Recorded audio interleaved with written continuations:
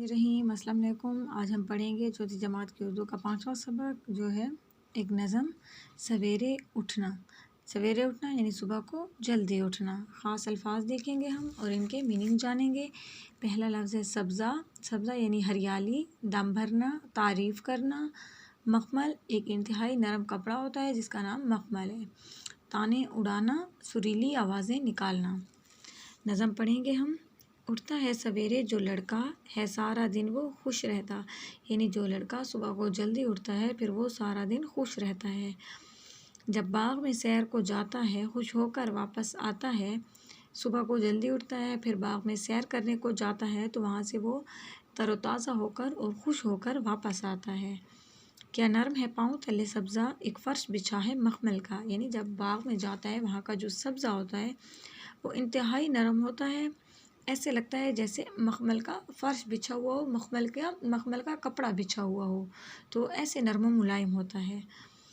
उड़ उड़ के परिंदे गाते हैं ये ताने खूब उड़ाते हैं। सुबह के टाइम परिंदे भी उड़ाने भर रहे होते हैं और अपनी सुरीली आवाज़ें निकाल रहे होते हैं। ताने उड़ाना, सुरीली आवाज़ें निकालना।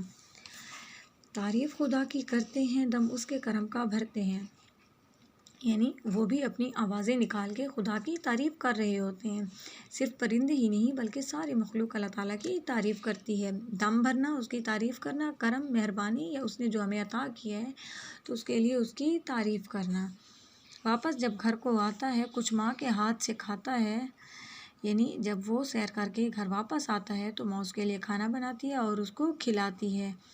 बस्ते को बगल में दबाता है सीधा स्कूल को जाता है। बगल यानी कंधे के साथ का हिस्सा, बाजू और कंधे के साथ का हिस्सा, उसको बगल कहते हैं, नीचे का हिस्सा।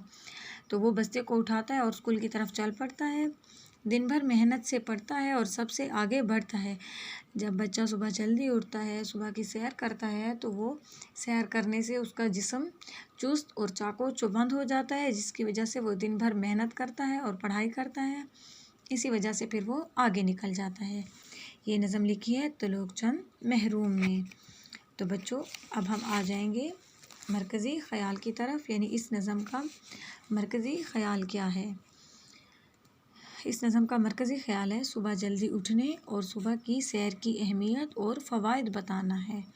यानी बच्चों को ये बताना कि सुबह जल्दी उठना क्यों ज़रूरी है और सुबह की सैर के क्या फ़ायदे हैं, उससे हमें क्या फ़ायदे हासिल होते हैं, हमारी सेहत पे क्या असरात पड़ते हैं।